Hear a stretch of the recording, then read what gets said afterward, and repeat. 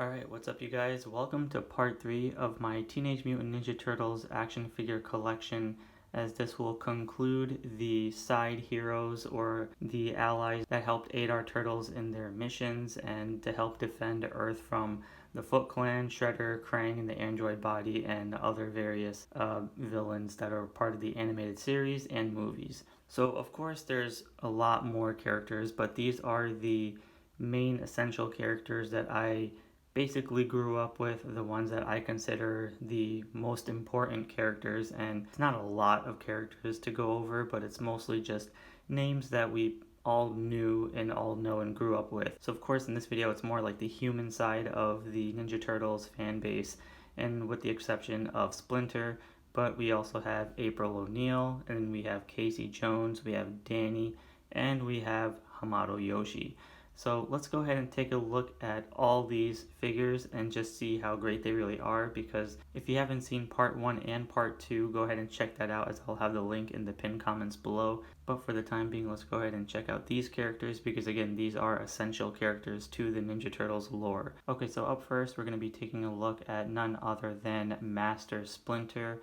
Whereas in most other adaptations, Master Splinter was also known as Hamato Yoshi, but within the 1990 Teenage Mutant Ninja Turtles movie, he was his own separate rat that transformed by the Ooze into the Master Splinter we know and love, whereas most of these other ones were basically the human version of Hamato Yoshi and then turned into the rat later on. So regardless, whichever versions you prefer to choose, either option works best in their own merit, depending how you want to play with them as a kid. But we have some different variations of Master Splinter over the years, and the really cool part is that these basically just scratch the surface. There's so many other Master Splinters out there, and honestly there's just like a large amount of different versions and variations, whether one's like coloring is different or the outfit is a bit different, but these basically signify the special TV shows that I watched as a kid, various other names that I remembered as a kid. So if you remember from my Ninja Turtles collection, there was also the Super Mutants, where the turtles all had like a Wolverine, Batman-esque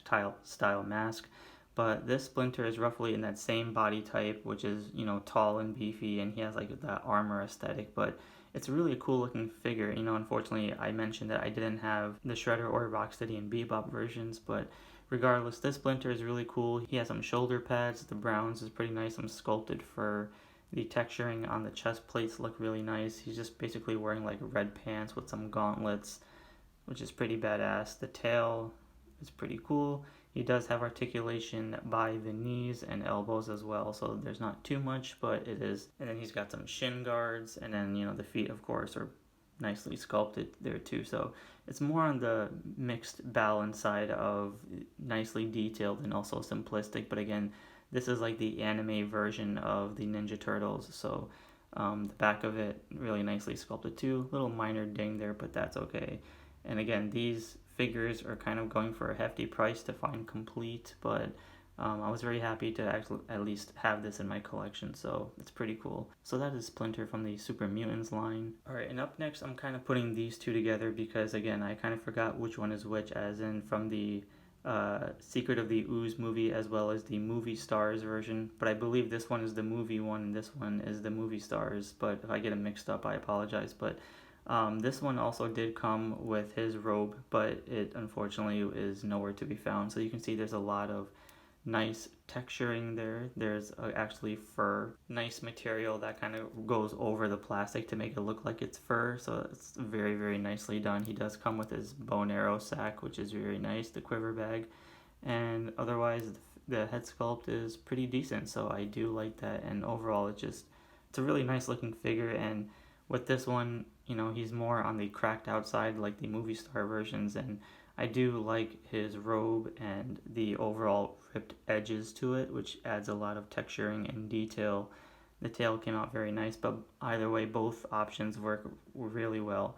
And there are multiple versions of both of these, whether the color schemes are different, but I tried to find something that's a little more movie accurate, or something that's close to the versions that we've seen in the movie. And we know that Splinter looked horrendous in the second movie, but you know, it is what it is. But pretty cool options to have. And then we have Splinter from the Teenage Mutant Ninja Turtles and Next Mutation line, which I believe was 97 or 98. And this one is pretty cool. I mean, he's not really on the brown side, but he's basically the gray rat. Kind of more looking like a mouse, but whatever. The outfit itself is more vibrant with the reds and blues and golds. He has more of the bluer eyes with the hood, which I thought was pretty cool. Nice sculpting and texturing there on the outfits. What I don't like about this figure is really just the articulation, because he has such a weird stance and pose. I guess it's more like a karate chop action, but whatever.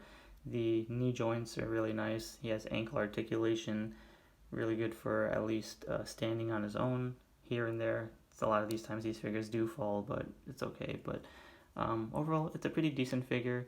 Could have been better, but I like it for what it is. And yeah, it just doesn't really say Splinter, but again, I love the Next Mutation show. Despite how stupid it was, it still holds like a specific charm to me, because if you remember from the Turtles versions, they all rock the bandages all over the that's basically their aesthetic for that show, and it kind of sums it up pretty well. So that is Splinter from the Next Mutation line. Next we have Splinter from the 1987 animated series, which I believe was the 88 Turtles from Playmates, and this one is basically the main attraction to the collection if you were the old OG collector of Turtles, whereas he's looking more straight upwards with like the black eyeliner around the eyes, pretty white pupils there, and then the teeth kind of looking like a beaver, but it's okay. I like the purple robe with the belt, and he does come with all his accessories and weapons, but again, I will definitely talk about that in another time.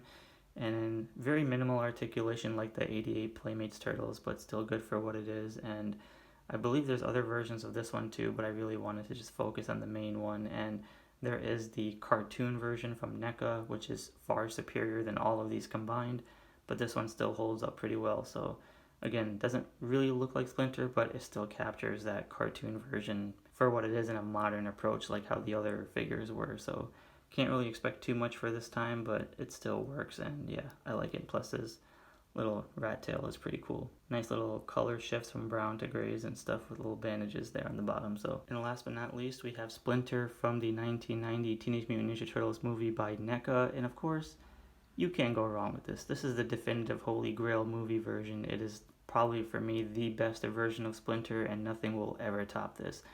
Look at that texturing, look at that detail, look at the facial expression, look at the robe, the basically the amount of detail they added into the stitching, color gradients from the browns and blacks to kind of give it like dirt on his fingers, and the nails are very, very nicely done. 10 out of 10, knocked it out of the park. The bottom half all looks pretty good with some ripped edges here and there. Yeah, I mean, it looks like he's definitely lived in the sewers. Got the skinny legs and everything with the bandages, nice articulation. He does get a little top heavy sometimes and does fall down, but it's still good for what it is. The tail is a bendy wire, so it definitely helps stand a bit, but other than that, the figure itself is just absolutely incredible. You can't go wrong with this guy. He's a beautiful figure, and I can't praise it enough. So not too much else to say other than the definitive Splinter is this figure right here if you're a movie fan. And especially there is the Spirit version of Splinter where he has the blue hologram outfit, which I don't have, and that's more on the rarer side, but that's okay.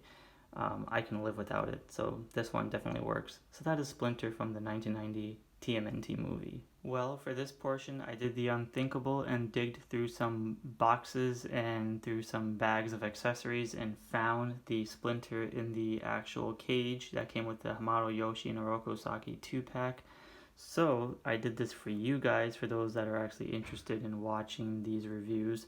But we can see we have Splinter inside his cage, which is really, really nice. Now it comes off the hook like this, and then you kind of just peel it from the bottom, and once you open the cage up, you can see tiny baby Splinter the rat, as he was basically Hamato Yoshi's pet rat that was inside the cage in the movie that kind of gave Shredder the scar on his face. So I'm very happy that I was able to find this for this kind of collection overview. So this makes me very happy to finally include this kind of Splinter in the collection video. So that is Splinter from the origin version of the flashback in the 1990 movie. Up next, we have a deep cut from the 1990 TMNT movie. We have Hamato Yoshi, which again is the master of the Splinter from the 1990 movie, whereas in the cartoons, this Hamato Yoshi actually turns into the rat, whereas in this movie it was two separate characters.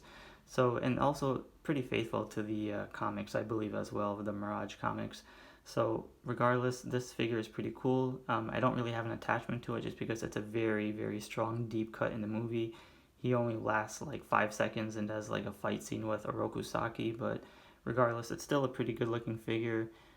Can't really tell his facial expressions just because in the movie it was a very dark scene, so I don't know how they captured the likeness to this, but it's pretty cool. The hairline, sculpting, the body looks very nice, and he does come with an alternate body piece with the outfit that goes over the torso, which is very nice, but I wanted mine to be without it. He has like the foot soldier aesthetic, which is very nice. Good sculpting, good detail, sword.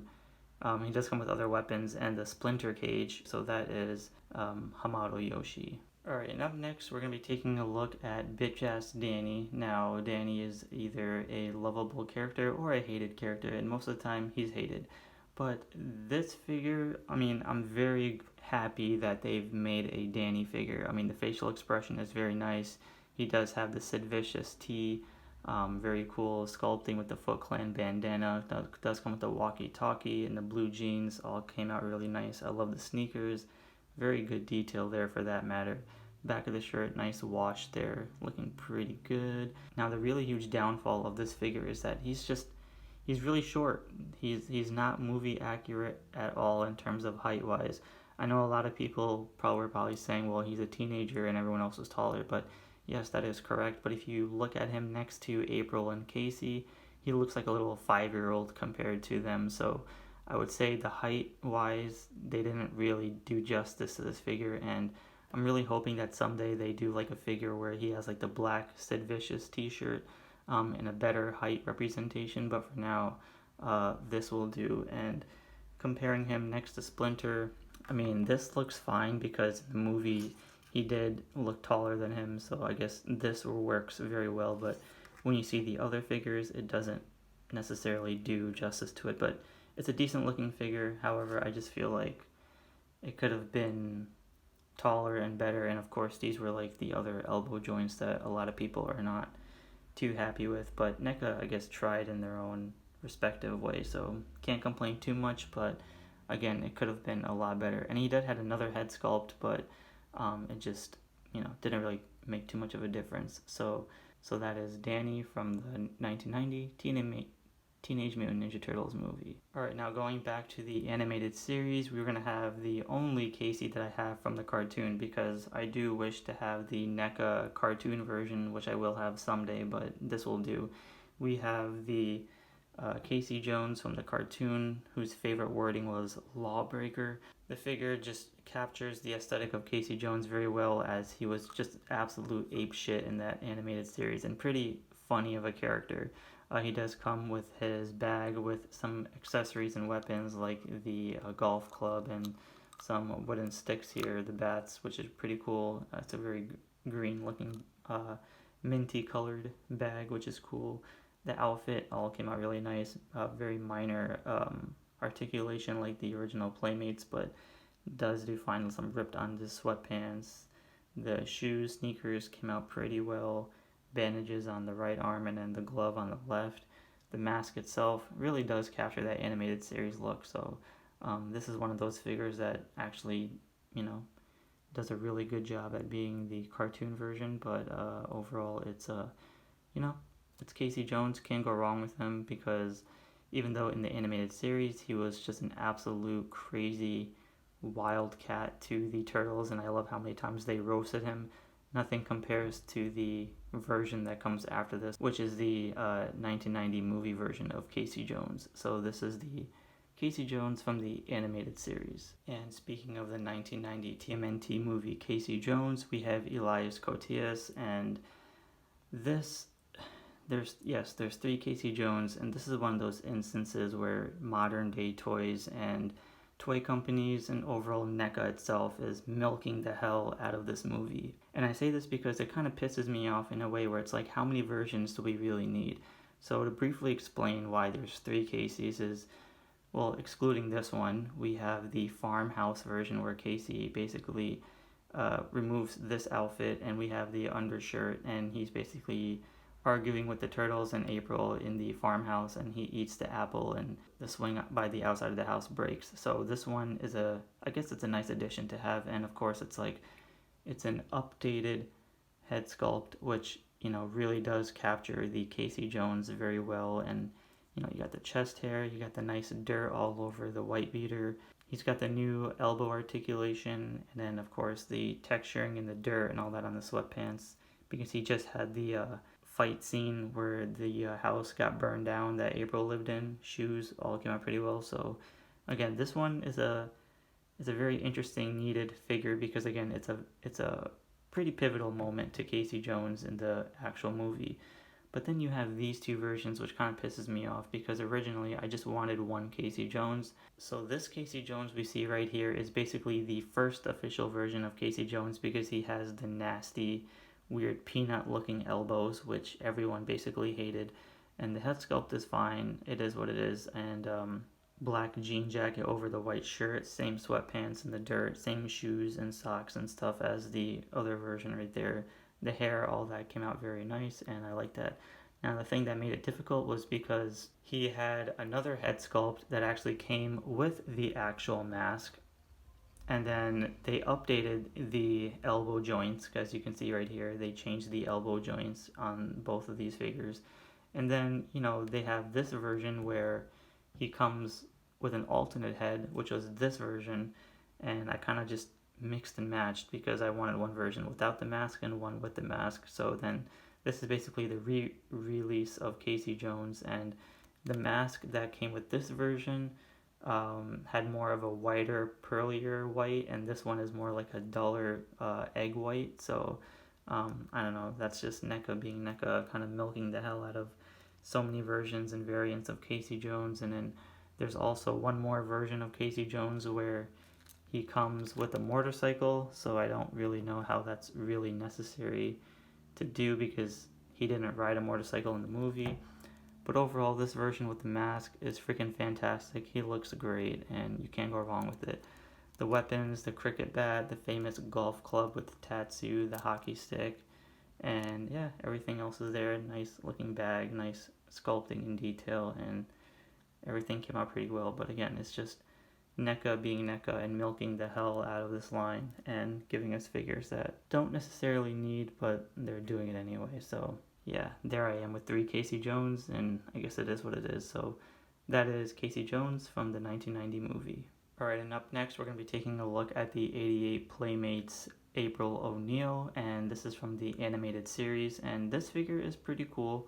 It captures the April O'Neils from the yellow raincoat version, or as Angry Video Game Nerd says, the banana raincoat wearing bitch. So it's pretty funny. So both of these versions are not the same exactly, but I mean, articulation wise, yes, they are the same. But this one is more of a super cartoony version where it looks like, she has, the oranges and whatever. But this one was more cartoon accurate with the blue stripe and the white boots, and kind of more of a simplistic version. But the face sculpts are night and day. So I would rather take this head sculpt and put it on this April. But yeah, I really wanted to have both versions just because, you can kind of utilize it in your own respective manner. So both says turtles on the back, and yeah, overall roughly the same exact figure, just different face sculpts and stuff. So that is April O'Neil from the animated series. And last but not least, we have Judith Hogue, aka April O'Neil, from the TMNT 1990 movie. Now, there's a third version, which is basically a re-release of this version, where she comes as an exclusive with the yellow raincoat that she's seen wearing in the beginning of the movie. But I did not get that version, as this is basically the re-release of it. And what can I say? There are two versions from the movie where one is the farmhouse version and the other one is the actual outfit she wears throughout the movie. Now the thing that's very interesting is that this is April O'Neil when she's basically fighting the foot soldiers in the subway, and I just love her facial expression. I love her sculpting of the hair. Everything came out pretty flawless. I love the very minor details they added onto the actual torso because I couldn't see any of that in the actual movie. So props to the design team for doing that. And then the skirt came out very well. The bag, nice little pattern there, looking very dope. Now, the biggest downfall of this figure was these knee joints that everyone basically hated. So, people were wondering why she's like more of the browner color because those are the socks that she was wearing or the pantyhose or whatever. So it goes over the legs, kind of giving us like a caramel color with the high heels, which is pretty nice. But overall, those knees were just absolutely abysmal and everyone hated it. But regardless, it is a fantastic looking figure, and yeah, I really wish I could have had the raincoat too, but maybe one day in the future. But then you have this version, which is the farmhouse, which gives us a more of a calm expression where she's just kind of doing her thing, and she has like a different pattern shirt with the skirt and stuff. But the real highlight here is that they changed the knee joints on this April figure from this one. So now everybody was like, what the hell? Better April with better knee joints, but this one kind of needed that too.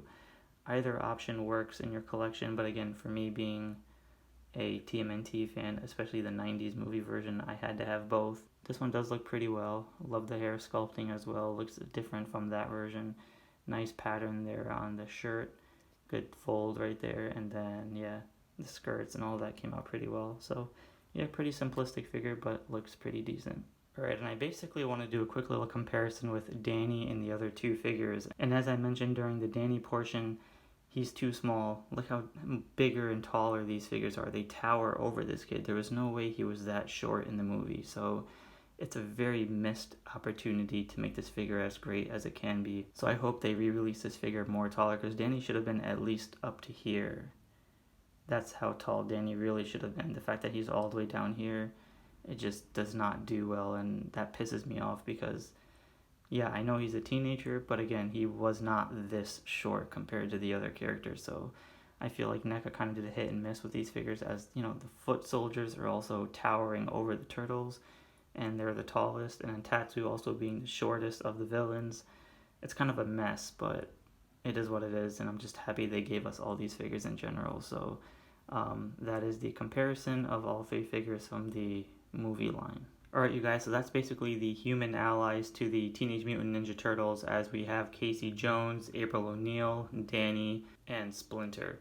So, like I mentioned before, we have parts 1, 2, and 3 now, so this basically concludes the Ninja Turtles collection, as I do plan to get more in the future, and we'll have more updates down the line, as in getting more NECA cartoon versions and some other Playmates versions as well. But for the time being, as I mentioned earlier in the video, that these are basically the figures that mean a lot to me, and these are the ones that are very selective and the ones that kind of represent my childhood as a Teenage Mutant Ninja Turtles fan.